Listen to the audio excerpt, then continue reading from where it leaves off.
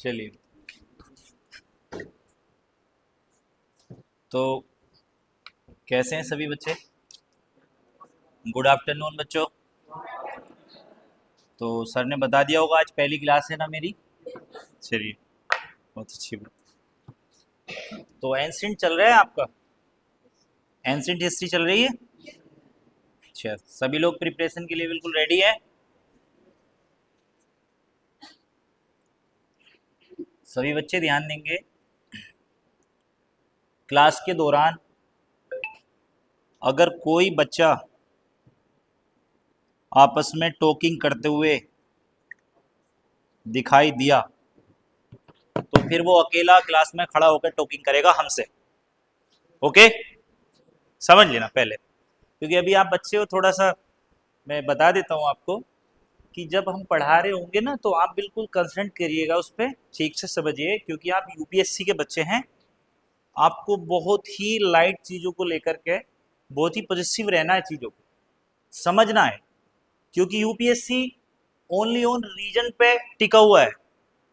सिर्फ वहां पर कारण लिखा जाता है, किसी की हिस्ट्री नहीं लिखी जाती। समझ रहे हैं ना? यूपीएससी क्या लिखा जाता है? कारण। वरना तो दिल्ली वगैरह बड़े बड़े इंस्टीट्यूट में पढ़ने वाले जो बच्चे हैं ना, उनको सब कुछ रटा हुआ है, लेकिन वो फिर भी यूपीएससी लिखने के बाद फेल हो जाते हैं। उसका रीजन ये है कि वो उसमें अंतर नहीं ढूंढ पाते हैं, रीजन नहीं ढूंढ पाते हैं। और रीजन वो ढूंढ पाते हैं जो गहन अध्ययन करते हैं, और गहन अध्ययन तब होता है तब आपका माइंड बिल्कुल कंसंट्रेट, लेवलिंग बिल्कुल कंसंट्रेट हो। यदि आपने इसमें कोई भी दिक्कत या कोई भी ऊपर नीचे बातें शुरू की, क्योंकि मैं स्ट्रिक्टली भी बहुत हूँ और इजिली भी बहुत हूँ, प्यार से मैं तुमको 10 बार समझा दूंगा, लेकिन आपस में टॉकिंग अगर करते हुए पाए गए तो मैं खड़ा होकर बीच क्लास में 10 क्वेश्चन पूछूंगा। याद रखना, फिर खतरनाक वाले, फिर तुम जानो और तुम्हारा काम जाने। हाँ, मेरे से यहाँ पूछ सकते हो, है ना? खत्म करके मैं मध्यकालीन इतिहास पे आता हूँ जो है। तो सबसे पहले टॉपिक लेके चलते हैं जो हमको दिया गया है, यहाँ पर है पूर्व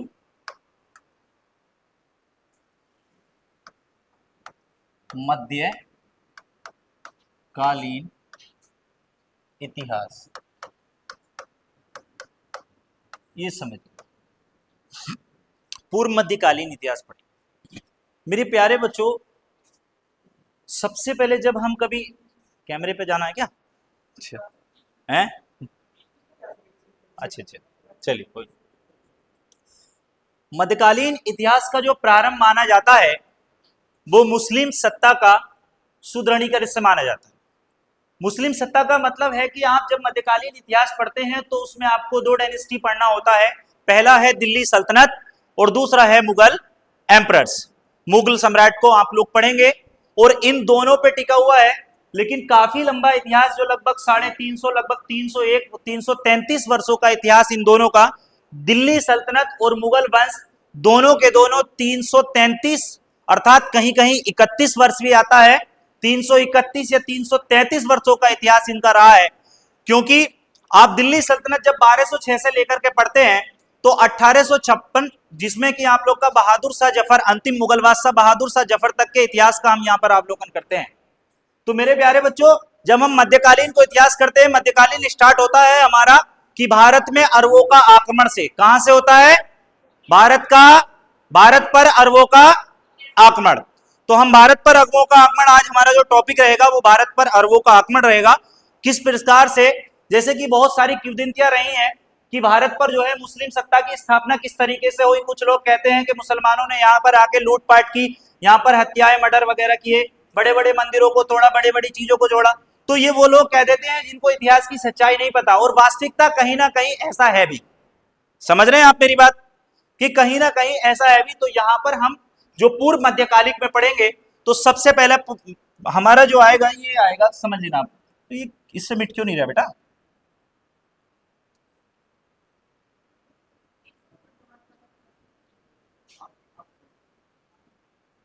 तो हो गया। चलिए, भारत पर अरब आक्रमण, यहां से अब देखेंगे।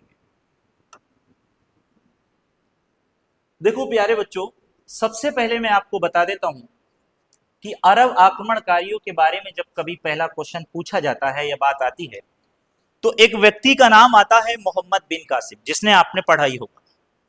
किसको? मोहम्मद बिन कासिम। मोहम्मद बिन कासिम जो था वो पहला ऐसा शासक था जिसने हिंदुस्तान पर अटैक किया। क्या बोला मैं? कि जिसने हिंदुस्तान पर अटैक किया।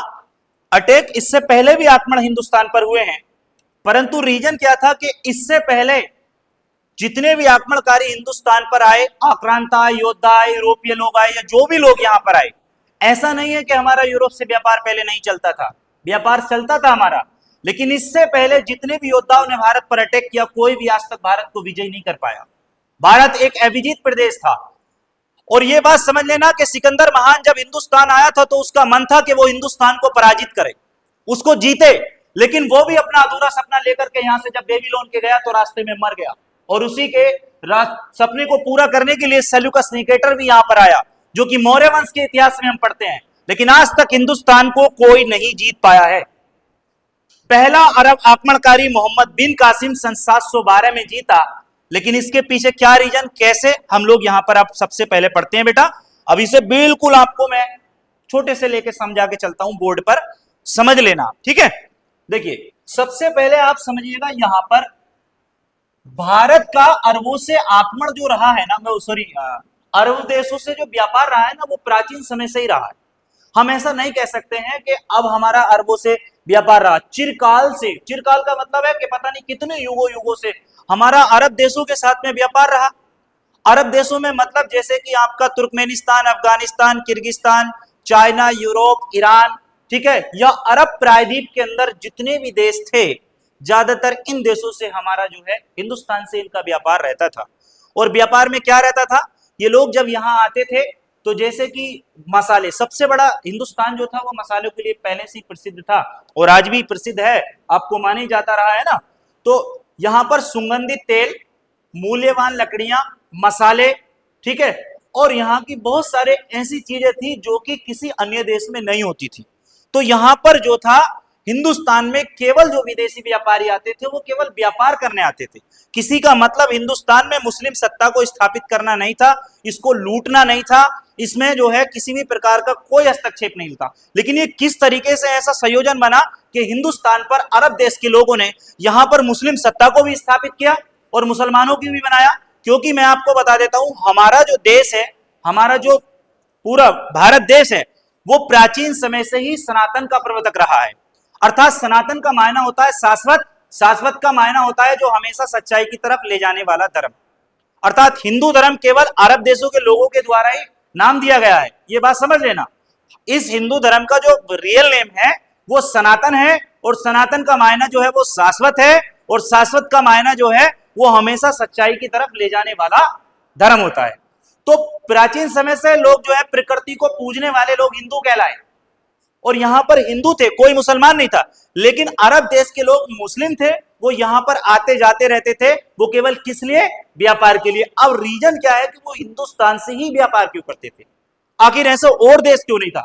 मैं आपको बता देता हूं, जो मुस्लिम कम्युनिटी के बच्चे हैं ये याद रख लेना कि मोहम्मद साहब का जन्म मक्का में हुआ, लेकिन इनकी एक ख्वाहिश थी कि मैं एक बार हिंदुस्तान की सरजमी देखूं।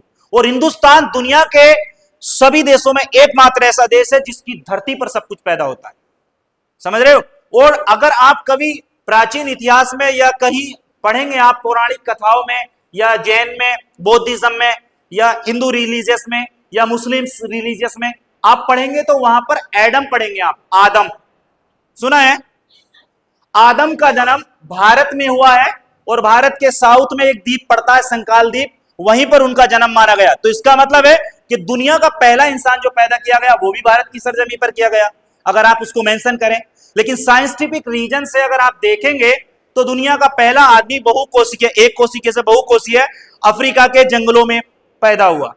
ये बेसिक नॉलेज है, लेकिन मेरा जो टॉपिक है वो भारत पर अरबों का आक्रमण है ना। समझ में आ रहा, तेज तो नहीं हो रहा, पीछे आवाज जा रही है, ठीक है। देखिए बच्चों अब समझिएगा, सबसे पहले अरब क्या है। एक्चुअली मैं आपको बता देता हूं कि अरब के मायने होते हैं बेटा, मैं बताता हूं रेतीली भूमि। अभी समझ के देखिए, खाली लेक्चर लेक्चर से काम नहीं चलेगा। ये ऐसे क्यों चल रहा है? ये कभी ब्लैक कभी ब्लू, किसको? इसको? ये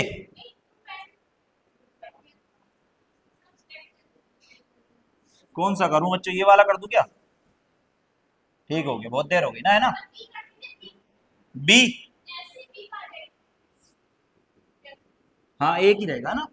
चलिए ठीक है, अब ध्यान दीजिएगा। अरब देश का क्या मतलब होता है? अरब शब्द के मायने क्या होते हैं बेटा? क्या होता है? रेतीली भूमि। अब अगर तुम्हारे पास रेतीली भूमि हो तो जाहिर सी बात है कि तुम्हारे पास एग्रीकल्चर नहीं हो पाएगी।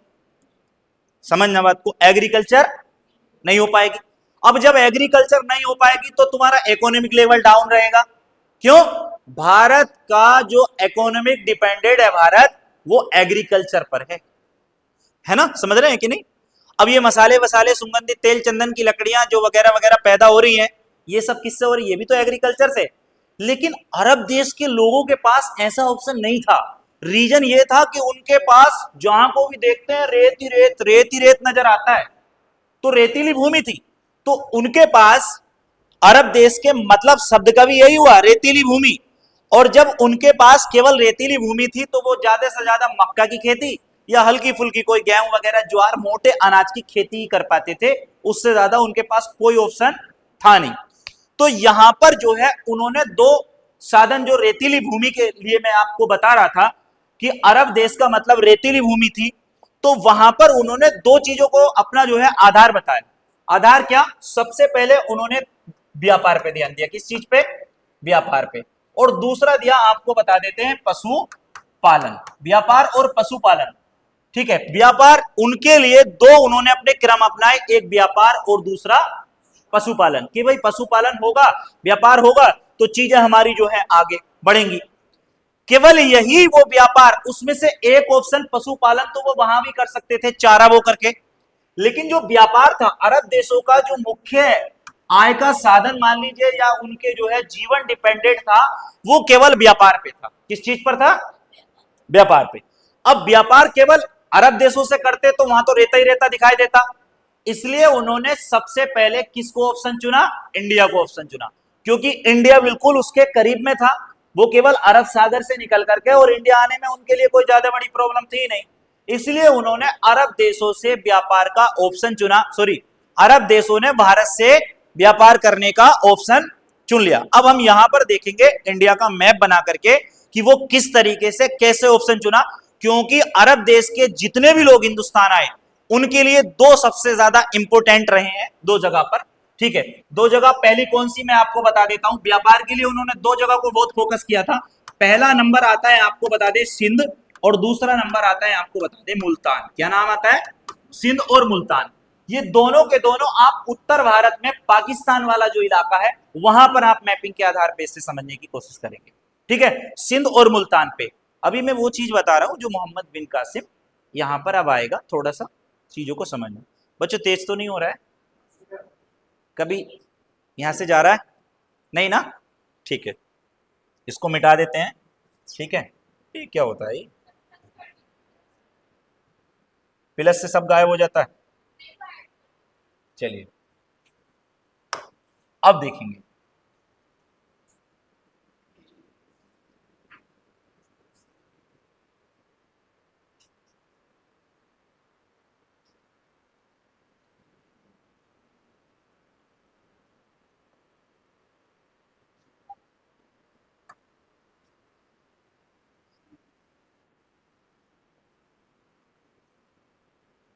चलो ऐसे ही समझ लीजिए। ये था एक जगह पर, ये पढ़ती है बेटा, आपको बता दें, यहां पढ़ेंगे आप मुल्तान, और ये जगह पढ़ेंगे आप सिंध। समझ लेना बिल्कुल, क्योंकि यूपीएससी के बच्चे हो, भाग भाग के काम नहीं चलेगा यहां से। ठीक है, एक जगह सिंध, और यहां पर एक जगह पढ़ेंगे आप देवल बंदरगाह। ये प्राचीन इतिहास का वो बंदरगाह था जहां से अरब देशों के लोगों का कंटिन्यू व्यापार। ठीक, अब सिंध के बाद यहां पर क्या पड़ता है आपको पता ही है, यहां पर पड़ता है पाकिस्तान। क्या पड़ता है बेटा? पाकिस्तान। पाकिस्तान का इलाका ये वाला आ गया। इसके ऊपर जब आप जाएंगे तो ये वाला स्थान आ जाएगा अफगानिस्तान। क्या आ जाएगा? अफगानिस्तान। ठीक है, अफगानिस्तान के आगे जब आप चलेंगे यहां पर, ठीक है, तो ये कौन सा इलाका आएगा? ईरान। क्या आ जाएगा? ये ईरान। ये वाला इलाका क्या आ जाएगा यहां पर? ये आ जाएगा इराक। ठीक है, और इराक की बराबर में ये वाला इलाका आ जाएगा अरब प्रायद्वीप। समझ लीजिएगा पहले, है ना, अरब प्रायद्वीप।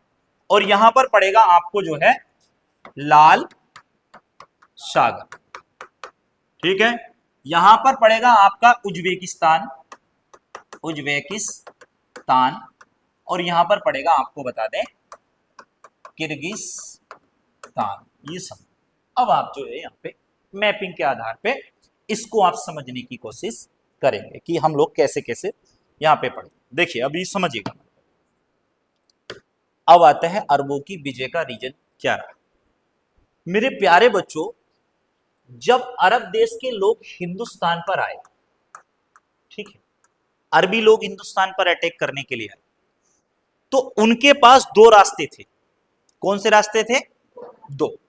पहला रास्ता था ये जो इलाका था ये वाला, समझ रहे हैं? अगर आप मैप में देखेंगे इसको तो इसको पढ़ेंगे कि अरब सागर पढ़ते हैं अभी भी हम लोग। अरब सागर है कि नहीं है? ठीक, तो पहला उनका जहाजों के माध्यम से जो अरब प्रायद्वीप के जस्ट एकदम जो है अरब सागर पड़ता है, तो यहां पर इस तरीके से ये देवल बंदरगाह आ गया। ठीक है, यहां से भी इस तरीके से आपका देवल बंदरगाह आ गया।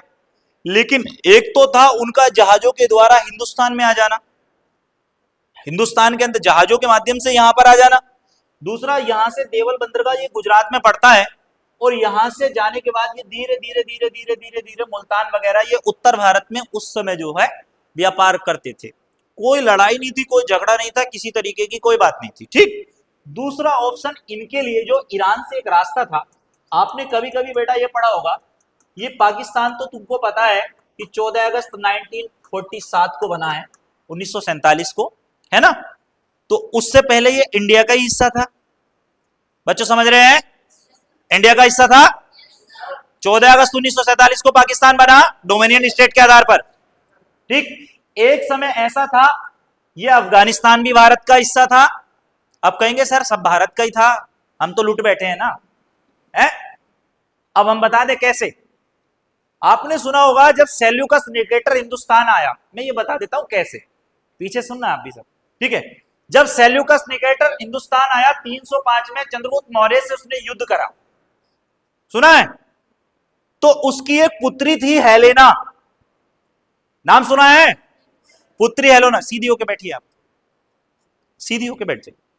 उसकी पुत्री थी हेलेना।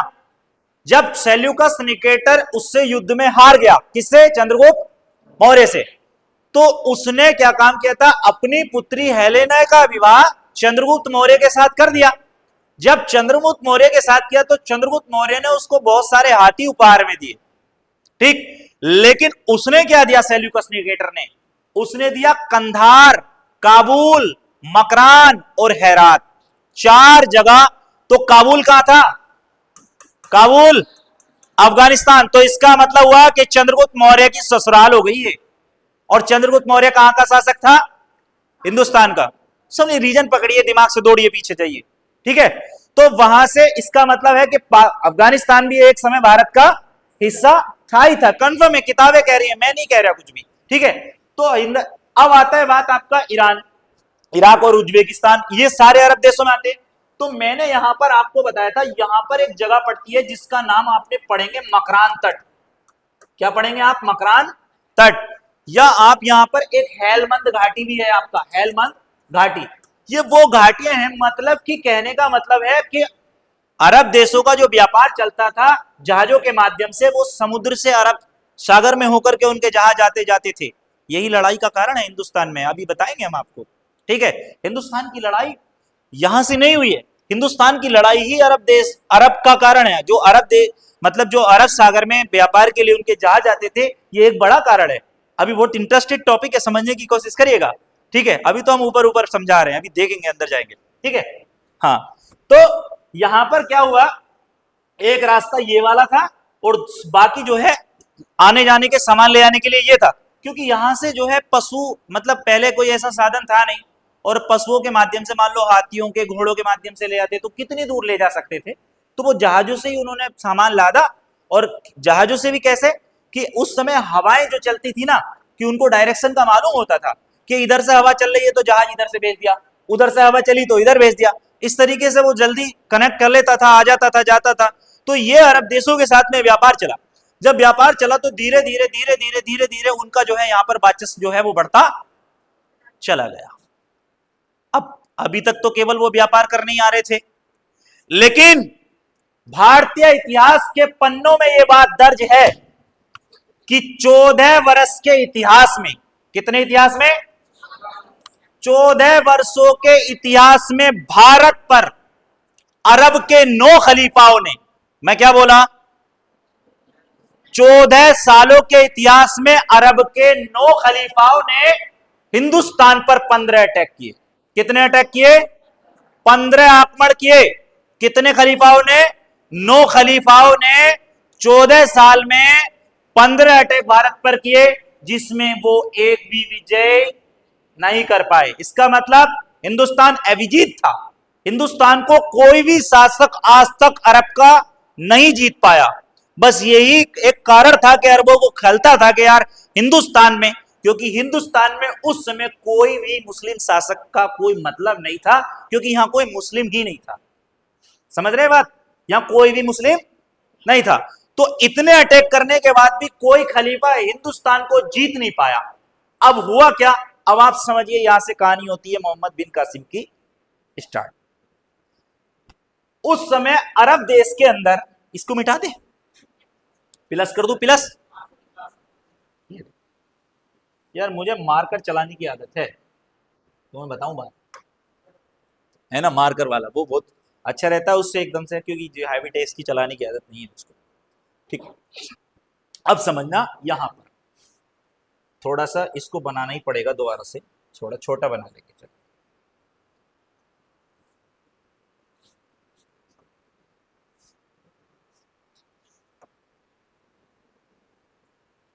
ये ले, ये क्या बताया था मैंने आपको? देवल बंदरगाह। मेरे बच्चों अब समझ गया। खलीफा जानते हैं किसको कहते हैं? कौन बच्चा जानता है खलीफा किसको कहते हैं? योर असिस्टेंट प्लीज बताइए।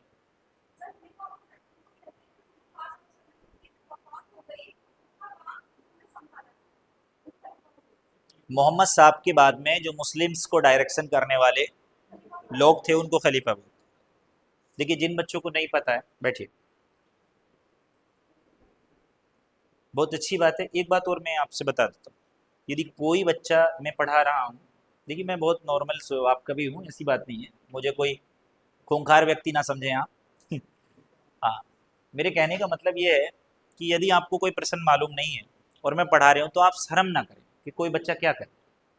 आप एक बार शर्म करेंगे वो निकल जाएगा, मैं टॉपिक से हट जाऊंगा, वो चीज़ें निकल जाएगी। तो यदि आप मुझसे पूछ लेते हैं तो मैं आपको बताऊंगा, वो आपको याद रहेगा। इस खड़े करके जब क्वेश्चंस क्लास में किया जाता है, उसका डायरेक्शन बिल्कुल सेम रहता है, उसलिए उसका लेवल भी काम ठीक करता है और वो उसको ज़्यादा समय तक याद रहता है।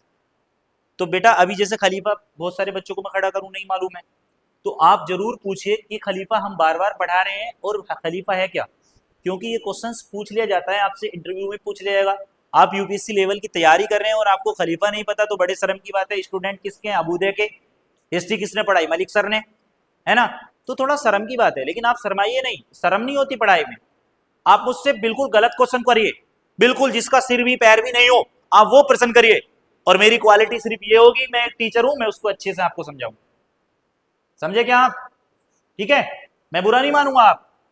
आप तो मुझे गाय की 8 टांगा बताइए, कोई दिक्कत नहीं है मुझे। 4 होती है ना, 8 बताइए, कोई दिक्कत नहीं। ठीक है, अब ध्यान दीजिए, चलिए। ऐसा भी नहीं होता है भाई। खलीफा, उस समय अरब देशों में खलीफा हुआ करते थे। तो हुआ क्या कि अरब का पहले खलीफा का नाम सुनेंगे आप। इस खलीफा का नाम था, आपको बताएं, अल हैरिस। क्या नाम था इसका? अल हैरिस। अरब का पहला खलीफा अल हैरिस था, याद रखना। क्यों? मोहम्मद साहब के मरने के बाद, उनकी वफात के बाद, है ना, वफात कहते हैं कि जो मृत्यु को चला जाता है, सिधार जाता है, धरता पे नहीं रहता है, अस्तित्व उसका समाप्त हो जाता है। उनकी वफात के बाद में अल हैरिस जो है वो उस समय डायरेक्शन संभाले थे। उसके बाद में अल हैरिस के बाद में अल मुअल्लिब आए। मुअल्लिब, ये नाम ऐसे है ना, अरब देश के नाम है, थोड़ा समझ लीजिएगा। मुअल्लिब, ठीक है। कौन आए? मुअल्लिब, ठीक। उसके बाद में दूसरे नंबर पर कौन रहे? अल मुअल्लिब, मु ई आधा ले ऐसे कर लीजिएगा, मुअल्लिब, ठीक है। और एक थे तीसरे नंबर पर उमर, उमर, ठीक है। और चौथे नंबर पर था अल हज्जाज। कौन था? अल हज्जाज। ये देखिए भैया, अब समझिएगा, ये थे, इनके बारे में आप इतिहास पढ़ेंगे। इससे पहले मैंने बताया कि हिंदुस्तान पर 14 सालों में 9 खलीफाओं ने 15 बार आक्रमण किया, कोई नहीं जीत पाया। मोहम्मद कासिम पे आ जाइए अब डायरेक्टली। मोहम्मद बिन कासिम, पूरा नाम पढ़ेंगे आप, मोहम्मद बिन कासिम। बेटा समझने की कोशिश करें, यहां पर आप ये समझ, मोहम्मद बिन कासिम सन 712 ईस्वी, ठीक है। आपको बता दें कि अल हज्जाज जो था, वो अल हज्जाज जब अरब का खलीफा था तो इसका व्यापार हिंदुस्तान से चलता रहता था, समझ रहे हैं आप। जब इसका व्यापार हिंदुस्तान से चलता रहता था तो इसके जहाज जो है वो जाते रहते थे हिंदुस्तान। अब जहाज कहां उतरते थे? देवल बंदरगाह पर। अब टॉपिक पे आ जाइए, इधर उधर की कहानी खत्म हो गई हमारी, ठीक है। तो अब अल हज्जाज के जहाज कहां जाते थे? यहाँ। तो हुआ क्या कि जब इसने अरब देश से, ये मान लीजिएगा अरब मान लीजिएगा, है ना, जब इसने अरब से जो है अपने जहाज, 8 जहाज, कितने जहाज बेटा? 8 जहाज इसने जो है अपने भेजे, तो यहां पर देवल बंदरगाह जा रहे थे। ये देवल बंदरगाह वाला जो एरिया था, मतलब जो क्षेत्र था, ये किसके अंतर्गत आता था आपको पता है? ये आता था उस समय यहां पर सिंध जो था, सिंध। आपने एक सुना होगा कि सिंध का राजा यहां पर एक व्यक्ति था जिसका नाम था दाहिर। इतिहास पढ़ा होगा, दाहिर नाम सुना है दाहिर का? बड़े मासूम बच्चे हो तो दाहिर का नाम नहीं सुना आपने? राजा दाहिर, पंडित, ब्राह्मण, ब्रह्मा की वाणी का गान करने वाला, ये असल में हिंदुत्व का एक बड़ा चेहरा। जिसने नहीं पढ़ा कोई दिक्कत वाली बात नहीं, आप पढ़ लेंगे, है ना। दाहिर, दाहिर के बारे में तो बहुत कुछ इतिहास के अंदर दाहिर का बहुत बड़ा वर्णन है, आप अगर उसको पढ़ेंगे तो, ठीक है, तो मैं बता दूंगा, लेकिन अभी आप समझ करके पढ़िएगा। दाहिर कौन था? दाहिर, तो दाहिर जो था वो सिंध का राजा था, अर्थात मुल्तान भी यहीं पर था, आपको मालूम है ना मुल्तान, ठीक है। लेकिन दाहिर जो था वो सिंध का राजा था, इसके अकॉर्डिंग आता था ये एरिया, कौन सा? देवल का। अब हुआ क्या कि अल हज्जाज जो था, इसके 8 जो जहाज थे वो दाहिर के एरिया, मतलब यहां से भटक गए और इधर की तरफ वो गए, तो यहां पर इसके 8 जहाज, कौन बेटा आपको बता दे? जहाज, जिसके अंदर भारतीय इतिहास के अंदर ये लिखा है कि इसके अंदर हीरे मोती मूल्यवान वस्तुओं से ये भरे हुए थे। लेकिन ये समुद्री लुटेरों के द्वारा 8 के 8 जहाज लूट लिए गए। क्या हुआ? 8 के 8 जहाज लूट लिए गए। जब लूट लिए गए तो उनको पता लगा अल हज्जाज को कि यार हमारे जहाज जो है वो देवल बंदरगाह पे पहले पहुंचे नहीं और पहले ही लूट गए। उसने, अब राजा कौन वहां का, क्षेत्र किसका आता? वो दाहिर का। उसने खबर, अल हज्जाज ने खबर भिजवाई कि दाहिर, हमारे जो हैं जो जहाज लूटे गए हैं वो वापस कर दीजिएगा। दाहिर ने कहा कि देखो भाई सुनो हमारी बात, ना हमें पता ना हमने लूटे, तुम देखो कहां थे, कहां कैसे थे। जब दाहिर ने ये साफ मना कर दिया तो हुआ ये कि दाहिर के मना करने पर इसने सोचा कि यार 8 जहाजों की बात है, हम खुद चलकर दाहिर से बात करें। लेकिन दाहिर के बारे में मैं आपको 2 मिनट लेना चाहता हूं कि दाहिर एक ऐसा राजा था, अर्थात इसको कह सकते हैं कि ये ब्राह्मण था, पंडित था ये, ठीक है। और एक ऐसा चेहरा था कि इसके एरिया में हिंदू के अलावा दूसरा कोई भी जात धर्म का व्यक्ति इसमें प्रवेश नहीं कर सकता था। इसका यह हुक्म था कि अगर को मेरे क्षेत्र में कोई गैर धार्मिक व्यक्ति अगर बढ़ता है तो उसकी हत्या, मतलब उसकी हाथ पैर काट दिए जाएं। मेरे सामने लाकर के उसके हाथ और पैर दोनों काटने का हुक्म था। ये इतना बड़ा, आप इसको कह सकते हैं कि देखिए चाहे वो हिंदू हो या वो मुस्लिम हो, अगर वो व्यक्ति किसी की जान लेता है तो मैं उसको कट्टरपंथी मानता हूं। जान लेने का हुक्म किसी को नहीं दिया है, धार्मिक आधार या मान्यताओं के अनुसार आप किसी को सता नहीं सकते। हिंदू धर्म भी कहता है कि आप चिड़िया को भी नहीं मार सकते, ठीक है। मनुस्मृति खंड नंबर 3 लाइन नंबर 17 पर जाकर उठा लीजिए, उसमें लिखा है साफ साफ कि यदि आप किसी पशु को या जानवर को मारेंगे तो आपको कुत्ते या बिल्ली का जन्म। मैं झूठ नहीं कह रहा हूं, मनुस्मृति कह रही, समझ रहे हो? नहीं है समझ? ये कौन कह रहा है? हिंदू धर्म के ग्रंथ कह रहे है ना। तो आप किसी को मार नहीं सकते। तो ये गलत था। जब गलत था तो अल हज्जाज इसके दरबार में स्वयं गया और जाने के बाद उसने कहा कि दाहिर ये 8 जहाजों की बात है, कोई नॉर्मल एक जहाज की बात नहीं है। लेकिन दाहिर ने इसका अपमान किया और इससे बात नहीं की, और बात नहीं कर टालने के बाद अब उसको लगा अल हज्जाज को यार मेरी बेइज्जती हो गई, क्योंकि वो अरब देश का खलीफा था, उसके इशारे पे पूरी दुनिया के अंदर जितने में भी मुसलमान थे वो इसके इशारे पे वर्क करते थे। तो इसको यहां पर एक दाहिर, एक छोटा सा राजा, ठीक है, और हमारी इतनी बेइज्जती करे तो अच्छा नहीं लगेगा। इसको जाकर ये बड़ा अपमान हुआ। जब अपमान हुआ तो जो है मोहम्मद बिन कासिम जो है अल हज्जाज के पास गया। उसने देखा जब ये वापस अबराब आ गया, उसने पूछा क्या बात है, क्या मसला है भाई, क्यों? अब वो क्यों आया? आखिर अल हज्जाज का मोहम्मद बिन कासिम था कौन? याद रखना कि अल हज्जाज का मोहम्मद बिन कासिम सबसे पहले तो भतीजा था, और भतीजे के साथ साथ में वो बाद में दामाद भी बना। कौन बना? दामाद। अब ये कैसे कहेंगे चचा की लड़की से शादी हो गई? बड़ी अजीब बात है ना। इनकी कहानी ये जाने हमें बचाए अल्लाह, ठीक है। इनकी कहानी ये जाने हमें बचाए अल्लाह। खैर सल्लाह छोड़ो, बात खत्म करो, ठीक है। अब ये बताते हैं कि ये भतीजा भी था और दामाद भी था। जब अल हज्जाज ने मोहम्मद बिन कासिम को ये कहानी बताई तो उससे रहा नहीं गया, उसका हृदय प्रफुल्लित हो गया कि नहीं, मैं हिंदुस्तान को विजयी हासिल करके आऊंगा, मैं फतेह करके आऊंगा। उसने ये प्रॉमिस अल हज्जाज से कर लिया कि हमें अब मौका भी है और मैं एक बार अटैक करना चाहता हूं। तो उस समय महज इसकी आयु 17 वर्ष थी। कितने वर्ष थी बेटा? मतलब मोहम्मद बिन कासिम की आयु कितनी वर्ष थी? 17 वर्ष थी।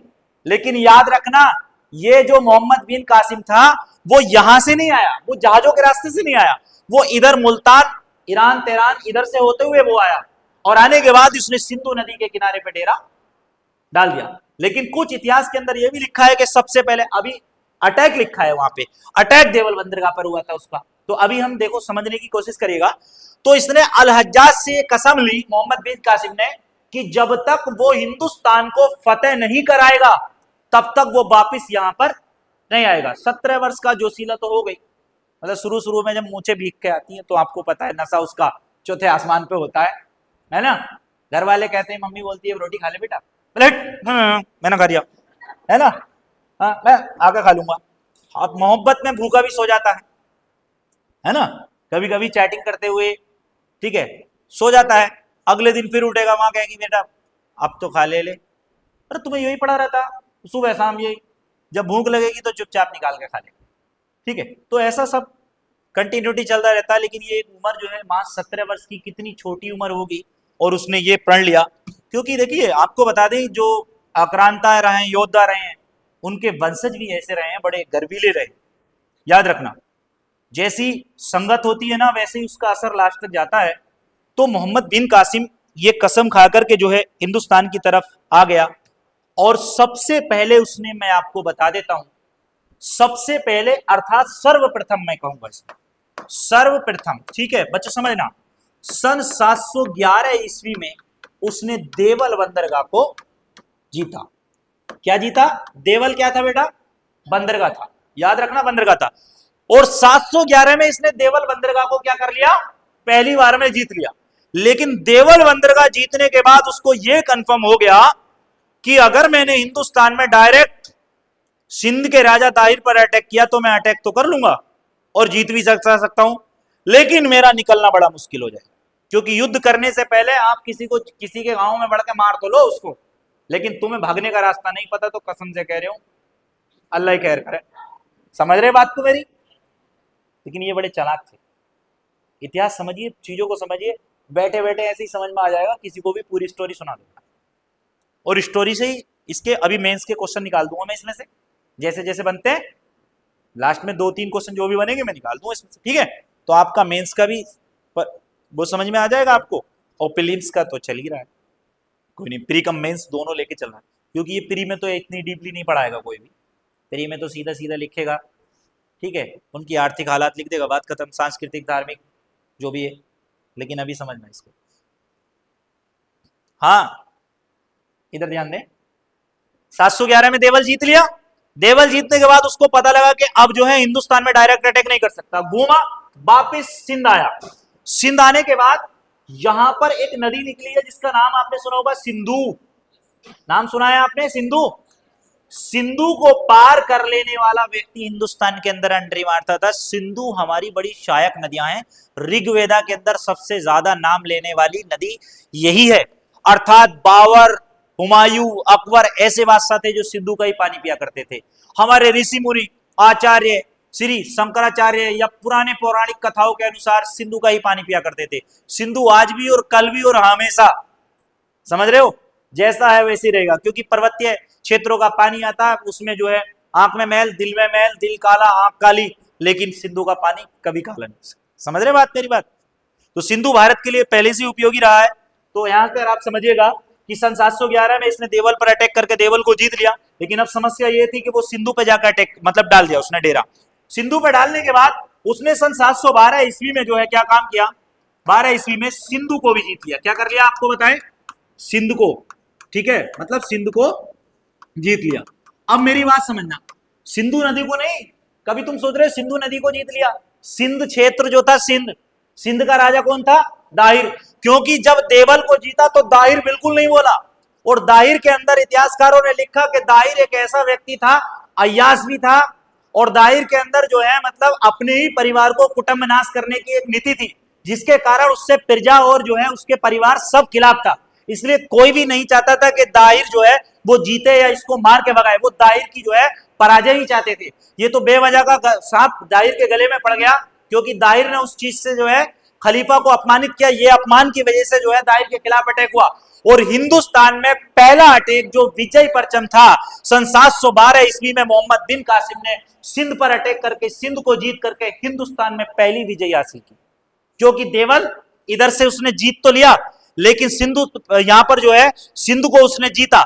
जब सिंध को जीता, बच्चों जानकर के हैरानी होगी, सिंध किसका क्षेत्र था, दाहिर का, लेकिन सिंध को जब भी उसने अटैक किया सिंध पर मोहम्मद बिन कासिम ने, तब भी समझ लीजिएगा कि दाहिर उसको बचाने के लिए नहीं आया, अपने क्षेत्र पे भी नहीं आया। वो अभी लड़ेगा, युद्ध लड़ेगा, होगा इसका युद्ध, ऐसा नहीं है कि नहीं हो युद्ध, युद्ध तो होगा, लेकिन यहां पर उस समय उसने युद्ध नहीं किया। जब वहां पर युद्ध नहीं किया, सन 712 ईस्वी में उसने सिंध को जो है जीत लिया। तो सिंध जीतने के बाद अब वो यहां से आगे बढ़ता है, कौन, मोहम्मद बिन कासिम, ठीक है। अब वो यहां से जब आगे बढ़ता है तो अब उसको समझ में आता है कि अब हिंदुस्तान तो इसके जस्ट बराबर में, सिंधु के आगे सिंध वाला एरिया जीत लिया, लेकिन अब आगे कैसे बढ़े उसको समझ में नहीं आया। तो वहां पर एक जगह पड़ती है, मैं आपको बताऊं, उसका अगला अटैक देवल हो गया, सिंध हो गया, फिर उसने जो है सन 712 ईस्वी में एक जगह पड़ती है निरून, एक जगह पड़ती है नुरून पर आक्रमण किया, निरून को जीता, ऐसे लिख लीजिएगा इसको, इसको को कर लीजिएगा, निरून को जीता, ठीक है। अब निरून में समझिएगा, यहां से जीतेगा, सबसे दाहिर यहां से जीतेगा। जब उसने निरून पर अटैक किया, उसने दाहिर की कमियों को यहां पर एनालिसिस किया कि दाहिर के अंदर कमी, उसको पता लग गया कि दाहिर का साथ देने वाला कोई नहीं है। उसको लग भी गया कि मैं दाहिर को जीत लूंगा, और मेरे लिए कोई, जब मैंने देवल को जीत लिया, सिंध को जीत लिया, तो अब दाहिर कितनी देर की बात है, लेकिन अगर मैंने जीत लिया और मैं अंदर फंस गया तो मारा जाऊंगा, क्योंकि अरब देश से तो मुझे कोई बचाने यहां आएगा नहीं, ठीक है। उसके दिमाग में जब ये बात सेट हुई, तो उसकी दाहिर की कमी, मैंने अभी आपको कुछ समय पहले एक बात बताई थी कि उसके क्षेत्र में कोई भी अन्य धर्म का व्यक्ति नहीं जा सकता, ये सबसे बड़ी कमी थी उसकी, समझे क्या। क्योंकि हिंदुस्तान में 6ठी शताब्दी के उत्तरार्ध में दो बड़े धर्म, एक बौद्ध और जैन का उदय हुआ था। चीन में कन्फ्यूशियस, यूनान में पाइथागोरस, ठीक है, बहुत सारे हैं, लगभग 338 धर्म है उस समय, लेकिन मैं प्राचीन नहीं पढ़ा रहा हूं, इधर आइए, है ना, कोई किसी का दूसरा प्राचीन कौन पढ़ा रहा है, प्रिया मैडम, अच्छा हो गया कंप्लीट, अभी नहीं हुआ, चलिए बोलो। तो तुम तो ज्यादा इतिहास पढ़ जाओगे इस हिसाब से, है भाई, मतलब सुबह शाम इतिहास पढ़ोगे, ज्यादा नहीं हो जाएगा इतिहास?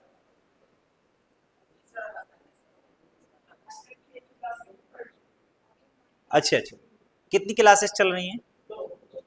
दो चल, चलिए बड़ी अच्छी बात है। बच्चों बोर तो नहीं हो रहे हैं आप? सच बताओ, मजा आ रहा सच्ची में? तो अभी मजे मजे वाले टॉपिक में आप और दसता हूँ अंदर को थोड़ा, अभी और मजा आएगा, ठीक है, अभी और मजा आएगा, अभी देखो तुम। चलिए, हंसते हंसते पढ़ते रहो, क्योंकि पढ़ाई का एक शेड्यूल है कि यदि आपने पढ़ाई को बोझ मान लिया, आप जीवन में कभी नहीं पढ़ पाओगे।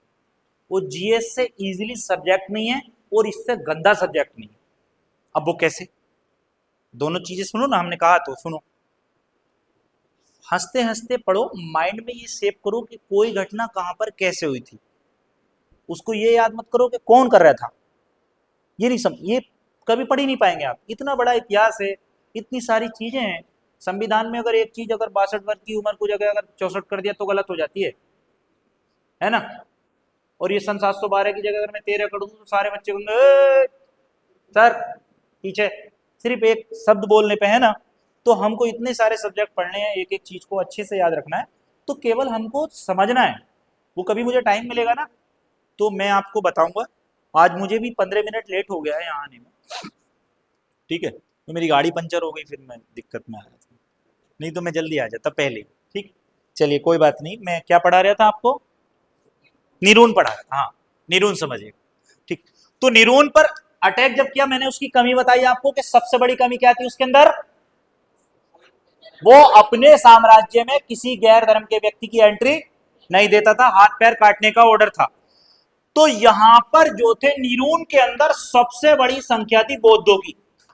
किसकी? बौद्धिज्म, बौद्धों की। अब ये कासिम को मौका मिल गया कि अगर बौद्ध मेरी तरफ हो गए तो ये मेरा साथ देंगे, मुझे बढ़ने में भी और निकलने में भी। उसने क्या काम किया? बौद्धों को चढ़ा दिया। बौद्धों को बोला कि मैं इसको हरा करके इसको खत्म कर दूंगा, तुम दुनिया में घूमियो, कोई टेंशन नहीं है पूरे भारत में। अब बौद्ध जो है वो इसके लपेटे में यूं आ गए, क्योंकि बहुत बहुत काट चुका था वो, क्योंकि वो अरे आदमी धोखे से चला ही जाता है। अब मुझसे कोई कहे भाई हिंदू कॉलेज में नहीं पढ़ना, तो मैंने हिंदू कॉलेज में खड़ा होकर कहूंगा हम तो पढ़ेंगे नहीं भाई साहब, ठीक है। अब मैं खड़ा कहाँ हूँ? हिंदू कॉलेज में। हम नहीं पढ़ेंगे, हम तो अबूदय में। वो कहेंगे ये भी तो हमारी बिल्डिंग है, अब काटो मेरे पैर, है ना? तो ऐसा हो जाता है कई बार। अब बेवाई में फंस गया मैं, ठीक। तो ऐसे बौद्धों के साथ में हुआ, बहुत बौद्धों के साथ हुआ। बौद्ध काटे तो बहुत चिड़े हुए थे, अन्य धर्म के व्यक्ति थे, मुस्लिम थे नहीं, ठीक है। तो उस समय ये क्वेश्चन आता है, बात समझ लीजिएगा, कि मोहम्मद बिन कासिम को भारत पर आक्रमण के समय किसने उनका साथ दिया था? तो याद रखना, ये क्वेश्चन साफ साफ लिखना है कि बौद्धों ने उसका साथ दिया था। बौद्ध निरून में थे, निरून से जब बौद्धों ने उसका साथ दिया तो बोले आजा बेटे अब लड़ेंगे खुल के, क्योंकि रास्ता हमारे लिए साफ हो गया कि हमको निकलना कहाँ है, बढ़ना कहाँ है, लड़ना कहाँ है, ये सारी चीजें उसके लिए साफ हो गई। लेकिन निरोन में अटैक करने के बाद उसने बौद्धों को अपने साथ ले लिया। अब बौद्ध बता रहे हैं कि इधर को चलना है, उधर को निकलना है। अब समझिए, उसके लिए आसान हो गया, सिंधु पार करी, निरोन में बढ़ गया। निरोन के बाद में जो आगे गया, क्या हुआ? निरोन से आगे कहां पर गया? सीसम। कहां पर गया आपको बता दे, सीसम एक जगह थी। सीसम में जो संप्रदाय था वो था जाट संप्रदाय। कौन सा था? जाट। आप तो जानते ही हैं जाटों को, है ना? अच्छे से जानते हैं कि नहीं? जाट प्राचीन समय से वीर एवं योद्धाओं में, आक्रांताओं में गिने जाते हैं जाट, ध्यान रखना, ये मैं आपको बता देता हूं। तो यहां पर जो है शीशम, इसको मिटा दूं, ये सारा गायब हो जाएगा यार, है ना? प्लस में सारा गायब हो जाएगा, मैं सारा गायब नहीं करना चाह रही हूं। ये बोर्ड हटा कर दूसरा लगभग सफेद वाला। चलो मैं यहाँ को इसमें वो काम चला है ना, ठीक। ये शीशम, शीशम काट दो शीशम, ठीक है। अभी आएगा शीशम, बाद में आएगा, अभी आएगा। इससे पहले एक जगह पड़ती है सेवान, सहवान, या आएगा आपका सिविस्तान, ये जगह थी। यहां का शासक था मजरा, ये जाट था बेटा। कौन था ये? जाट।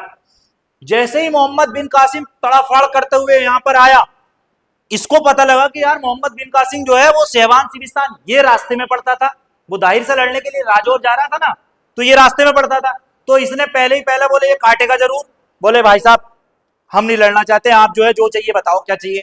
तो इसने तो बेचारे ने पहले ही इस तरीके से आत्मसमर्पण कर दिया कि मानो उसको जो है बिना युद्ध करे ही ये तो नगर छोड़ के ही भाग गया, इतना डर गया कि ये सहवान और सिविस्तान छोड़ के भाग गया।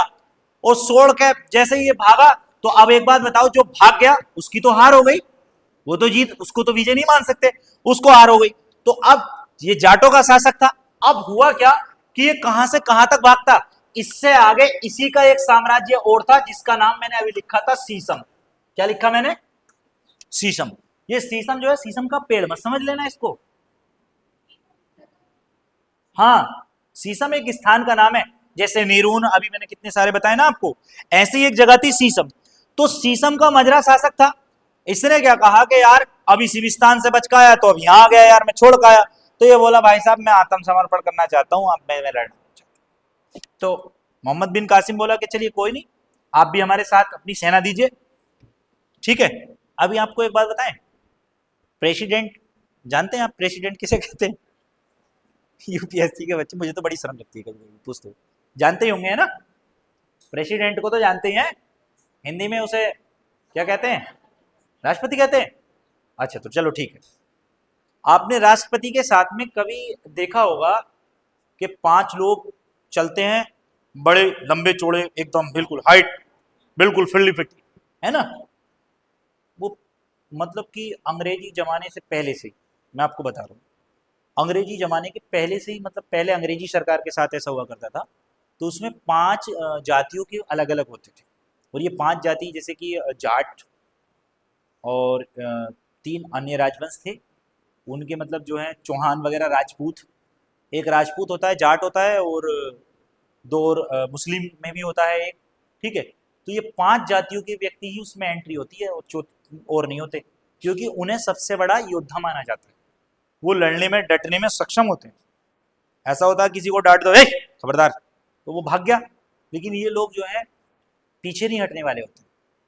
तो कुछ जाति का ऐसा असर उसमें मैंने इतिहास में पढ़ा है, आप भी पढ़ सकते हैं कभी, क्योंकि किताबें आपके पास भी है, मैं कोई यहाँ पे अपना कैलेंडर तो छाप के जाऊंगा नहीं, समझ रहे हैं, ठीक है। तो जो चीज़ पढ़ी है मैंने, मैं बता रहा हूँ मैं ध्यान से, लेकिन ये मेरे टॉपिक से अलग है, इसलिए मैं टॉपिक पे इसको नहीं पढ़ा सकता अभी, बाद में पढ़ा देंगे, है ना, कभी ठाल देंगे। तो अब हम कहाँ चलते हैं, सीसम में जाटों में आदित्य स्वीकार कर ली। अब इससे आगे दाहिर की बात आती है, किसकी बात आती है डायरेक्ट, अब दाहिर का युद्ध होता है किससे? मोहम्मद बिन कासिम, यहां पर दाहिर मारा जाएगा। इसके बाद में सीसम के बाद में दाहिर जो है, मैं इसको खत्म कर रहा हूं बेटा, ठीक है। अब इसके बाद में दाहिर जो है कहां पर चला गया, ठीक है, राजौर, ये आ गया, यहां पर एक जगह पड़ती है राजौर, यहां पर राजौर, राजौर पर दाहिर का पूर्ण दायित्व था, और इस समय जो है एक तरफ आमने सामने हो गया दाहिर और दूसरी तरफ हो गया कासिम, समझ रहे हैं मेरी बात। अब जो है जब सीसम से ये आगे बढ़ा, सीसम से तुरंत आगे कहां गया, राजौर। राजौर एक ऐसी जगह थी, यहां से अलग जो है वो मोहम्मद बिन कासिम जा ही नहीं सकता था, ठीक है। अब एक बात बताओ, कोई आदमी कहां तक भागेगा, अभी तक वो अपने उसमें था बिल्कुल कि यार जीत रहा उधर, जीत रहा उधर, जीत रहा, जीतने दो, लेकिन अब दाहिर की बात आई, क्योंकि उसको मारना है, दाहिर को हराना था, केवल मोहम्मद बिन कासिम का जो वर्क था वो केवल दाहिर को हराना था, समझ गए। अब यहां पर जो है इस युद्ध में, ये भीषण युद्ध दाहिर और जो है मोहम्मद बिन कासिम के मध्य में चला, और मोहम्मद बिन कासिम को अपना मकसद पूरा करना था, उसने राजौर में ही, मतलब राजौर के युद्ध में दाहिर की क्या कर दिया, आपका मृत्यु हो गई, यहां पर आपका मारा दिया, क्या हो गया यहां पर आपका, दाहिर को मोहम्मद बिन कासिम ने क्या करा, राजौर के युद्ध में मार दिया। तो एक क्वेश्चन यहां पे प्रीलिम्स का रेडी हो जाता है कि राजौर, दाहिर कौन से युद्ध में मरा, सिंध के युद्ध में नहीं मरा, कहां पर मरा बेटा, कहां मरा, राजौर के युद्ध में दाहिर क्या हो गया, मार दिया गया। और दाहिर का एक बेटा था जिसका नाम सुना होगा आपने, जयसिंह, दाहिर का एक बेटा था जयसिंह। अब ये देखिएगा, अब समझिएगा, इतिहास को बड़े क्रिटिकली है इतिहास, और बड़े इजीली भी है समझने की कोशिश करना, कि दाहिर को जब जिस समय यहां पर राजौर के युद्ध में मार दिया, क्योंकि दाहिर ज्यादा समय नहीं टिक पाया, मैं आपको बताऊं, तो जब दाहिर को मार दिया तो इसका जो बेटा था जय सिंह, उसने क्या काम किया, यहां से जो है वो भाग गया। ठीक है, कहां पर भाग गया आपको बता दें, वो भाग गया ब्राह्मणावाद। कहां पर चला गया, ब्राह्मणावाद। ब्राह्मणवाद एक मतलब कस्बा या टाइप से एक शहर होगा, वो ब्राह्मणावाद चला गया भाग करके। और जयसिंह ने अपनी माता, इसको कहेंगे विधवा माता, विधवा तो हो ही गई क्योंकि जब दाहिर मर गया तो उसकी पत्नी विधवा हो गई, तो विधवा माता को जो है कहां छोड़ गया वो, यही राजौर। जो राजौर का दुर्ग था ना, दुर्ग, दुर्ग जानते, मैं पूछूंगा जिससे, भाई बच्चे बताए, जब तुम मना कर रही हो तो मैं तुमसे पूछ ही नहीं रहा। ठीक है, यू स्टैंड प्लीज, बताओ दुर्ग किससे है, नहीं पता, यू स्टैंड, नहीं पता, पीछे, आगे गुड़िया, नहीं मालूम, आप खड़े होकर बताइए, आप बैठ के नहीं बता सकते। किले, किले तो किले होते हैं, दुर्ग क्या होते हैं, आर्मी का कैंट, वो कैंट होता है।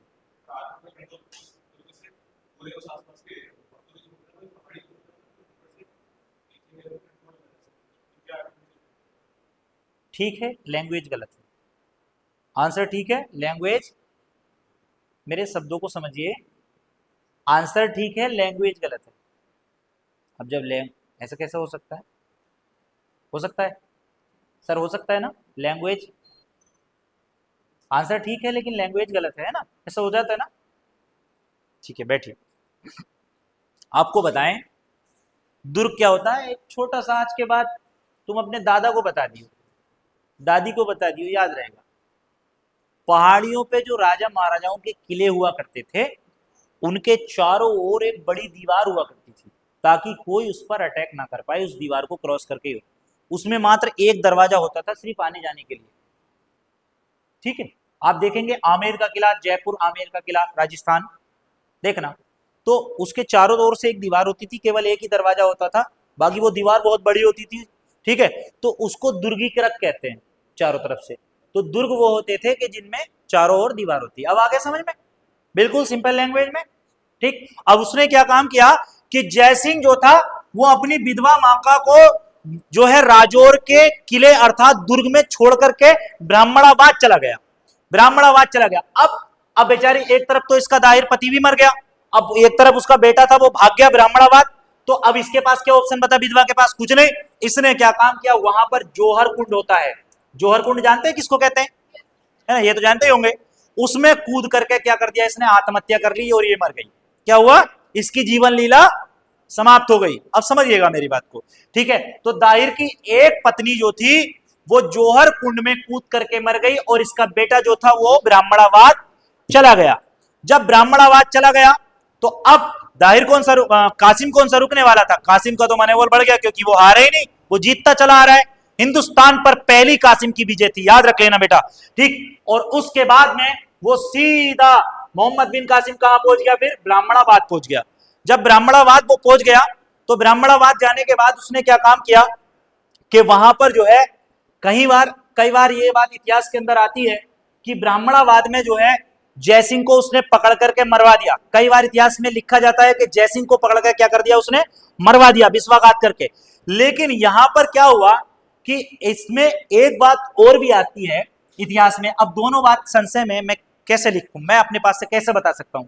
एक बात इतिहास में यह आती है कि जयसिंह को मरवा दिया गया, दूसरी जगह यह लिखा आता है कि जयसिंह जीवित था, इसने इस्लाम धर्म को कबूल कर लिया था, इस्लाम धर्म स्वीकार कर लिया था। लेकिन यह तथ्य सही नहीं है, क्योंकि इस्लाम कबूलवाना उसकी कोई भी मंशा वहां पर नहीं थी। वो केवल अपने, ठीक है, अपने चचा का बदला लेने के लिए हिंदुस्तान आया, ना कि मुसलमान बनाने की मंशा केवल मोहम्मद गोरी के समय की बात है, या महमूद गजनवी की, वो भी लूटपाट के लिए आया था, लेकिन इससे पहले मुसलमान बनाने की कोई बात यहां पर नहीं थी। इसलिए मैं इस तथ्य को सही नहीं मान सकता, जयसिंह को मृत्यु ही मान सकता हूं कि मृत्युदंड दाहिर ने यहां पर उसको मार दिया होगा। ठीक है, क्योंकि वो ब्राह्मणाबाद भाग गया। अब ब्राह्मणाबाद में क्या हुआ, उसकी एक पत्नी थी।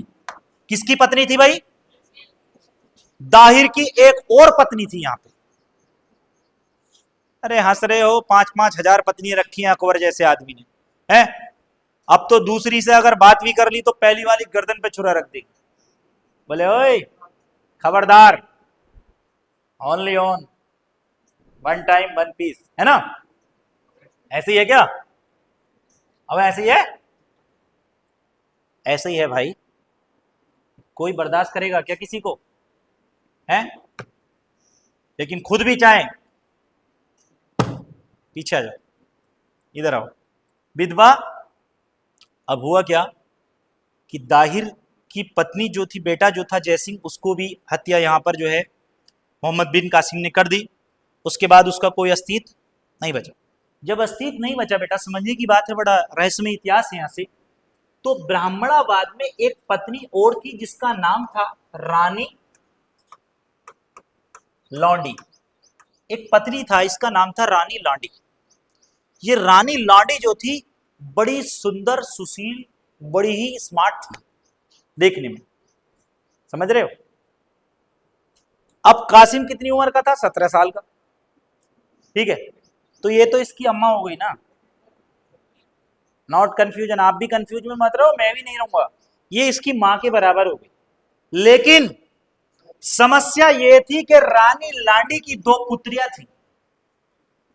रानी लांडी की दो पुत्रियां थी। एक का नाम था सूर्य देवी और दूसरी का नाम था परमल देवी।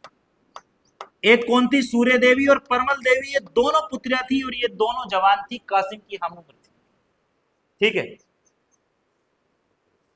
रानी लांडी को जो है मोहम्मद बिन कासिम ने क्या काम किया कि जो ब्राह्मणवाद का कोष था, कोष, कोष जानते हैं?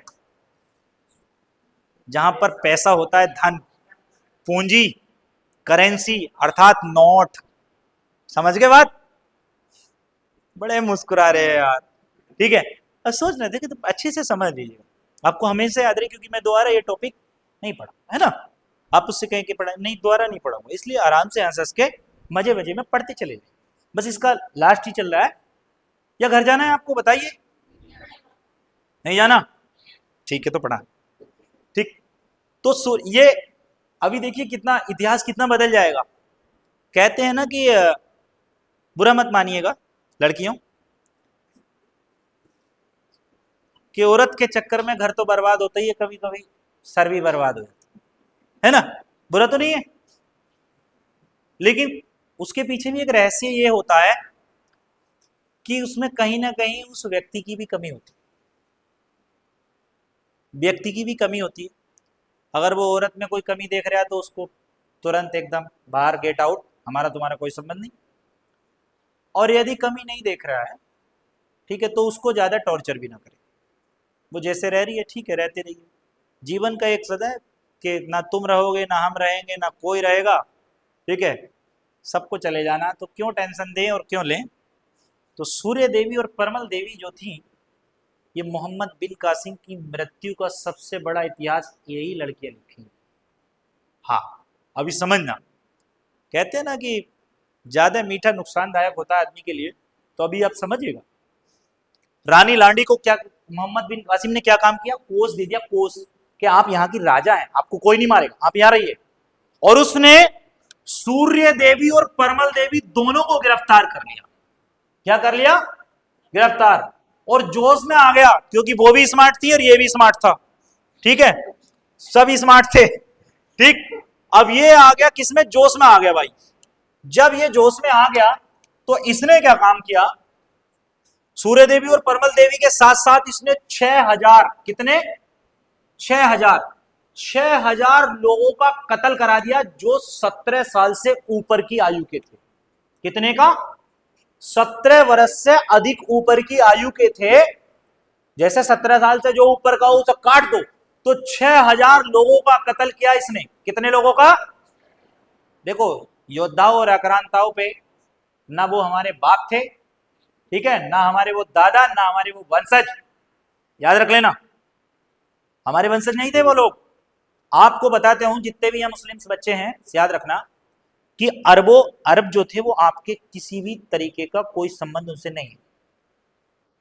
रीजन, आप हैं सुन्नी मुसलमान, उन्होंने आपको जबरन आधार पे या डर के आधार पे, या अपनी अपनी खुशी में आप उनके संपर्क में आकर के मुसलमान हो गए हैं। ठीक है, केवल एक जाति है तुर्क और सैयद, ये उनके वंशज माने जाते हैं अरबों के, क्योंकि तुर्क लोग तुर्किस्तान से आए, वो लड़े, यहीं पे उनके वंशज रहे। मैं बिल्कुल कंफर्म कर देता हूँ, बाकी जो लोग यहाँ पर सुन्नी मुसलमान हैं वो हिंदुस्तान के ही वंशज हैं, उनके खून कहीं ना कहीं हिंदू धर्म में ही लिप्त हैं, और वो लोग बाद में जो है धर्म की अभावनाओं में आकर के जो है अपने धर्म को परिवर्तन कर लिए हैं।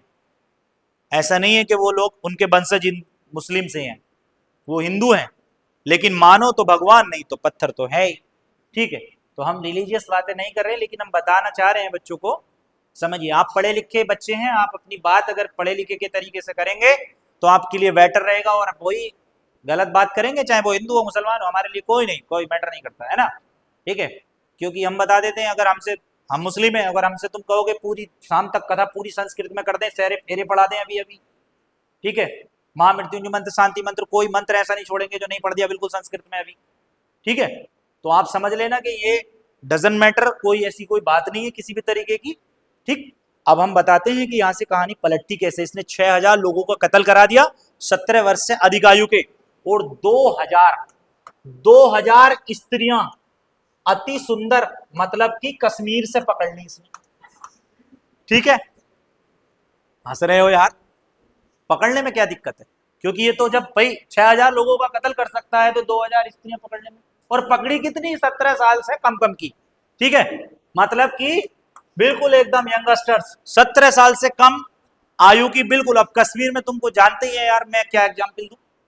ठीक है, कश्मीर की स्त्रियां तो सबका मन होता है कि यार वहां से शादी कर लें मुझे छोड़ करके। ठीक है, तो कहने का मतलब यह है, केवल इसने वहां से 2000 स्त्रियों को पकड़ा। जब 2000 ये खबर फैली कि 2000 स्त्रियां मोहम्मद बिन कासिम ने पकड़ ली और 6000 लोगों का कत्ल करा, तो कत्ल करने के बाद हुआ यह कि अल हज्जाज जो बैठा हुआ था अरब में खलीफा, वो मर गया। जब मर गया तो अल हज्जाज की जो बेटी थी, अर्थात मोहम्मद बिन कासिम की पत्नी, जिसका नाम था जुवेदा बानो बेगम। क्या नाम था, लिख लो, कासिम की पत्नी का नाम जुवेदा, अबे तुम में तो ना कोई, बानो बेगम, एक ही नाम है, कभी 3 अलग अलग बानो भी होता है, बेगम, ये सब एक ही नाम, जुवेदा बानो बेगम, ये कासिम की पत्नी थी। ठीक है, किसकी, मोहम्मद बिन कासिम की। तो जुवेदा बानो बेगम जब अपने पिता के उसमें टूट गई तो उसने कहा कि कासिम को बुलाओ, किसी भी कीमत पर कासिम यहां आने चाहिए। कासिम को यह ऑर्डर दिया गया कि वो हिंदुस्तान की विजय अभियान को रोक करके वापिस अरब आ जाए। ठीक, अब उसने सोचा कि यार मैं यहां से सूर्य देवी और परमल देवी को लेके जाऊंगा, मैं लिख तो दूं यहां से। ठीक है, एक था आपका सूर्य देवी और दूसरी कौन थी, परमल देवी। बेटे ब्राह्मण बुद्धि है, इसको ना टकराना है। नहीं, मैंने इनके लिए बोला ही नहीं, मैंने कहा कि 6000 लोगों का कत्ल करा दिया इसने जो 17 वर्ष से अधिक आयु के थे। 2000 स्त्रियां इसने, ठीक है, कश्मीर के तलहट के इलाके से पकड़ी जो 17 वर्ष से कम आयु की थी, और सूर्य देवी और परमल देवी को इसने क्या कर लिया, गिरफ्तार कर लिया। और ये इसलिए कर लिया, बेटा बिल्कुल इतिहास को सीरियस ले लेना, ये इसलिए गिरफ्तार किया कि जब ये अरब देश में जाएगा और खलीफा को ये दिखाएगा कि मैंने हिंदुस्तान के दाहिर को मार करके उसकी दोनों बेटियों का अपहरण करके मैं आपके लिए लेकर आया हूं, ये मेरी विजय परचम है, ये मेरा विजय का सबूत है। इसलिए इसने जो था इन दोनों सूर्य देवी और परमल देवी को गिरफ्तार कर लिया। जब सूर्य देवी और परमल देवी को गिरफ्तार कर लिया और अल हज्जाज की बेटी मतलब क्या बोला था मैंने, जुवेदा बानो बेगम, जुवेदा बानो बेगम का ये इंस्ट्रक्शन आया कि मैं किसी भी कीमत पे कासिम को बुलाया जाए, क्योंकि भाई अगर पिता मर जाता है तो पति उसके लिए एक ऑप्शन होता है, ऑप्शन क्या, वो तो पहले से ही होता है। ठीक है, बस प्रमोशन करना है या डिमोशन करना है वो उसके हाथ में होता है। ठीक है, तो उसने जो है उसका मन नहीं लगा और उसने जो है ये ऑर्डर दिया, तो सुलेमान ने उसको ये इंस्ट्रक्शन दिया कि कासिम जो है वो तुरंत जो है अरब आ जाए। अब ये विजय अभियान उसका रुक गया, अब खलीफा का बात नहीं टाल सकता था, याद रखना खलीफा की बात नहीं टाल सकती, तो वो 6000 तो मार गया, 2000 ये और दोनों ये, इनको लेकर के जो है वो वापिस जो है अरब की तरफ चल दिया। अब याद रखो, बड़े मजे की कहानी है। जब ये अरब की तरफ जो है यहां से आपका चल दिया, तो हुआ क्या कि यहां पर जो है आलोर एक जगह पड़ती है, आलोर क्या पड़ती है, ये दाहिर का अंतिम युद्ध था, ये याद रखना, दाहिर का कह रहा हूं मैं, उसका मोहम्मद बिन कासिम का। आलोर, आलोर में जाटों का शासन था। किसका शासन था? यहाँ पर जाट, यहाँ पर सभी मतलब मिक्स थे ज्यादातर, लेकिन जाटों की संख्या ज्यादा थी। उन्होंने सोचा कि यार हमारे यहाँ से 2000 स्त्रियां ले जाएगा ये अरब का, और जो है इस सूर्य देवी और परमल देवी, यहाँ पर ब्राह्मण भी थे, तो उन्होंने क्या काम किया कि इसके खिलाफ जो है अटैक रास्ते में कर दिया। जब अटैक कर दिया तो कासिम बोला कि इतना बुरा काटो कि जिंदगी में ये कासिम का नाम ना भूल पाए। तो छोटे छोटे मासूम बच्चों के भी कत्ल करा दिए इसने यहाँ पे, मोहम्मद बिन कासिम ने इतनी बुरी तरीके से। जब ज्यादा बुरी तरीके से इनको काटा तो इन्होंने भी आत्मसमर्पण कर दिया, बोले भाई साहब तुम जाओ, हम जो है कुछ नहीं कह रहे। ठीक इस तरीके से यहां से विजय अभियान प्रारंभ करने के बाद, मतलब कि अंतिम विजय अभियान, लौट करके आया, दोबारा मार करके फिर गया। ठीक है, तो यहां पर जो है इसने क्या काम किया, यहां पर कासिम जो है जाते जाते बोले यार जाते जाते छेड़ रहे हो मुझे, है ऐसे चलेगा। अब ये गुस्से में आ गया। जब गुस्से में आ गया तो मेरे बच्चों, इतिहास गवाह है, हिंदुस्तान में सबसे पहले जजिया कर लगाने वाला मोहम्मद बिन कासिम था। कौन था? मिस्र। दोबारा सुनिएगा, हिंदुस्तान में सर्वप्रथम जजिया कर लगाने वाला कौन था? मोहम्मद बिन कासिम। अब तुम्हें ये नहीं पता कि जजिया किसे कहते हैं, या पता है? अब जजिया और रजिया में कोई अंतर तो है नहीं, ठीक है, क्या है? बहुत बड़ा अंतर है। जजिया कर था और रजिया जो थी, आगे आप पढ़ेंगे, परसों पढ़ा देंगे, तरसों हो सकता है 6 से 7 क्लास है मेरी, कंटिन्यू है। 6 पढ़ लिया आपने? अरे हम टाइम टेबल वाले आदमी ना है। चलो आप, हाँ, जजिया क्या होता है?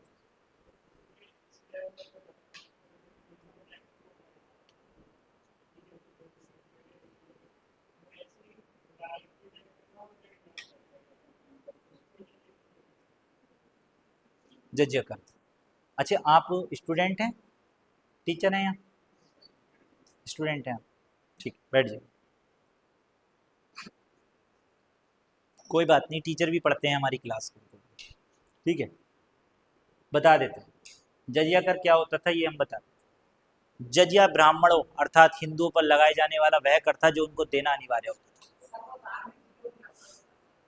अरे हम भी यही बोले हैं भाई, धार्मिक मतलब धर्म के आधार पर लगाए जाने वाला कर, अर्थात हिंदुओं पर एक ऐसा टैक्स था जो देना अनिवार्य था।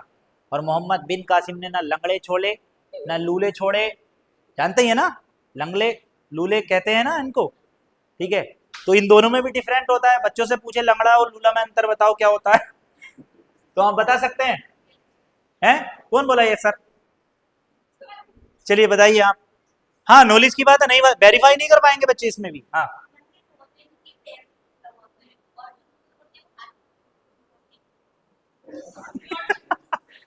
ताली मारो यार, कितना कॉन्फिडेंस है यार, सही बताया यार, सही बताया। लंगड़ा वो होता है जो टांग से लब खा के चलेगा या टांग कट जाए उसके, ठीक है, लंगड़ा हो गया, लंगड़ा के चलेगा। लूला वो होता है जो हाथ से होता है, ये अंतर है और कुछ भी नहीं है। तो उसने मंदिर अर्थात ब्राह्मणों पे, पंडितों पे, किसी पे नहीं छोड़ा, अर्थात हिंदुओं पर जजिया कर लगाया। तो सर्वप्रथम आलोर पर, ठीक है, 712 ईस्वी में, ठीक है, सर्वप्रथम क्या करा यहां पर बच्चों, आपको समझ आना चाहिए, क्या लगाया? जजिया कर लगा दिया। तो यहां पर सबसे पहले मोहम्मद बिन कासिम ने जजिया लगा दिया इन लोगों पर, हिंदुओं पर, जलिया करके यहां पर जजिया लगा दिया। और जजिया लगाने के बाद यहां पर हिंदुओं की हालत इतनी टाइट हो गई कि वो इतना इसको कोस रहे, लेकिन ये तो वैसे भी जा रहा था बेवजह में, इससे जो है लड़ाई करी है ना। तो जब ये यहां से आपका जा रहा था तो इसे फिर पता नहीं जाने क्या गुस्सा आया, ये बोला अब चलो, इतिहासकारों ने लिखा है ऐसा कुछ कि ये बोला कि चलो भाई कुछ लोगों को यहाँ मुसलमान बना देते हैं, ठीक है। तो ऐसा मैं सही नहीं मानता हूं, मुझे नहीं लगता कोई इतिहासकार यहाँ पे ऐसे लिखता है। बट इसने क्या काम किया, वहां पर जो है वहीं के कुछ लोगों को जो नीरून में बौद्ध इसके साथ थे, उनको सत्ता दे करके क्या हुआ, उनको सत्ता दे करके ये वापिस जो है चला गया। इसके सामने अब कोई अटैक करने वाला नहीं, और ये अरब जो है सूर्य देवी और परमल देवी को ले जा करके जैसे ही पहुंचा, तो उस समय अरब का जो खलीफा था वो अल हज्जाज के मरने के बाद हो गया सुलेमान। कौन हो गया? सुलेमान। सुलेमान जो था वो लड़की का चचा था, अर्थात अल हज्जाज का दूसरा भाई था। ठीक, अब ये जो है बड़ा खुश होकर जा रहा कि सूर्य देवी और परमल देवी को दिखाऊंगा कि मैं युद्ध जीत आया, दाहिर को मारे आया, तो खुश हो जाएंगे। अरब देश में पहली बार हिंदुस्तान पर विजय करने वाला मोहम्मद बिन कासिम आज वहां से प्रमाण के साथ लौट रहा है। ठीक है, लेकिन ये कौन है पता है? ये पंडित बुद्धि है। ब्राह्मणों को इस धरा पर सबसे ज्यादा बुद्धिमान माना जाता है, याद रखो। ब्राह्मण क्यों कहते हैं पता है? क्योंकि वो ब्रह्मा की वाणी का गान करता है, और ब्रह्मा की वाणी इतनी बड़ी है कि आप उसकी एनालिसिस नहीं कर पाएंगे। इसलिए आपने देखा होगा ज्यादातर पंडित शर्मा, ठीक है, पांडे, कौशिक, ये सब जो है ना ज्यादातर बड़ी बड़ी सेवाओं पे, ये क्योंकि इनकी श्रद्धा भी होती है, पढ़ते भी है मेहनत लगन से। अब ये थोड़ा ही ना यहाँ थोड़ा सा खिल्ली उड़ाई चले गए, उधर खिल्ली उड़ाई चले गए, यहीं बस्ता हमारा कमर पे दे के चल रहे हैं, तो ऐसे नहीं होती यूपीएससी की तैयारी। बड़े ही सिंसियर और बड़े ही इंटरेस्टेड तरीके से होती है। मैं तो बहुत ज्यादा खींचाखाची करता हूँ एकदम से, नहीं तो मैं बहुत मजे मजे से पढ़ाऊंगा, टॉपिक भी पूरा करा दूंगा, टाइम में पता भी नहीं चलेगा। ठीक है, और तुम्हें ये नहीं पता चलेगा 5 बज गए यहाँ बैठे बैठे और नींद आएगी नहीं तुमको। भाई ये ध्यान रख लेना, बस खत्म करने वाला हूं मैं इसको। सूर्य देवी और परमल देवी की बात में करा था कि लेकर के इसको कहां पहुंच गया? अरब पहुंच गया। अरब जब पहुंच गया तो अरब देश के लोगों ने बड़ा भव्य स्वागत किया मोहम्मद बिन कासिम का, क्योंकि मोहम्मद बिन कासिम से आज तक मैंने कहा ना 14 सालों के साथ में 9 खलीफाओं ने 15 बार हिंदुस्तान पर अटैक किया, लेकिन कोई हिंदुस्तान को नहीं जीत पाया। और महज 17 वर्ष की उम्र में मोहम्मद बिन कासिम ने इसको जीत लिया, और इसने तो जीता ही जीता, दाहिर को मार दिया, उसको भी खत्म कर दिया। ठीक है, और जीतने के बाद, इतने समय टिकने के बाद वो वापिस जो है केवल जुबैदा बानो बेगम के कहने से, मतलब इंस्ट्रक्शन आया वहां से, तब वो वहां पे अरब वापिस गया। जब वो वापिस गया, वहां पे गया तो सुलेमान को उसने कहा कि हुजूर मैं आपके लिए गिफ्ट लाया हूं हिंदुस्तान से, आप उसको देखेंगे तो बड़े खुश हो जाएंगे। ठीक है, बोले भाई ऐसा क्या मसला है भाई, क्या? लेकिन एक बात थी कि खलीफा जब पूरी दुनिया को इंस्ट्रक्शन देने की हिम्मत रखता था, उसकी बात मानने की हिम्मत रखते थे, तो ऐसा नहीं है कि गलत खलीफा गलत हो और पूरी दुनिया उसका इंस्ट्रक्शन माने। बात समझ रहे हैं? अगर अगर मुस्लिम धर्म ग्रंथों में यह लिख दिया जाए कि मुसलमान की गर्दन काट सकता है, तो कोई मुस्लिम धर्म को फॉलो करेगा? नहीं। क्यों नहीं करेगा? क्योंकि वो सरासर बात गलत है भाई, सरासर बात वो गलत है।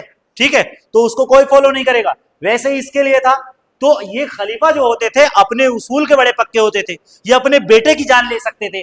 समझ रहे? गलत चीज पे ये क्या कर सकते थे? अपने बेटे की जान ले सकते थे। क्यों? क्योंकि इनका इंस्ट्रक्शन, इनका जो कथन था वो पूरी दुनिया के सामने जाता था, इसलिए इनको अपने जो उसूल थे उस पर पूरा पक्का उतरना था। जब सुलेमान के सामने मोहम्मद बिन कासिम पहुंचा, पहुंचने के बाद उसने कहा कि हुजूर मैं आपके लिए हिंदुस्तान से गिफ्ट लाया हूं। बोले भाई पेश तो कर, क्या लाया है? ठीक है, तो बोले भरे दरबार में पेश किया जाएगा। बोले अच्छा? बोले हाँ। अब लोग सब बड़े खुशी, बोले भाई सुबह को आयोजन किया जाए, भव्य आयोजन करा जाएगा।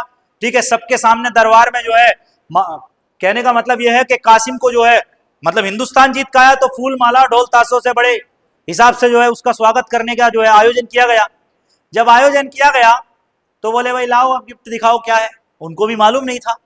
तो उसने क्या काम किया कि सूर्य देवी और परमल देवी को ला करके जो है वो सुलेमान के सामने खड़ा कर दिया कि हुजूर ये मैं जीत का परचम आपके लिए लाया हूं, मैं आपको गिफ्ट करना चाहता हूं। इसका मतलब था कि वो उनसे निकाह करें और उनकी बीवी के तौर पे वो उनके साथ रहें। किसके साथ? सुलेमान के। इनको मुसलमान बनाया जाए और इनको आगे बढ़ा। लेकिन यहां से इतिहास बदल जाता है। क्या बदल जाता है?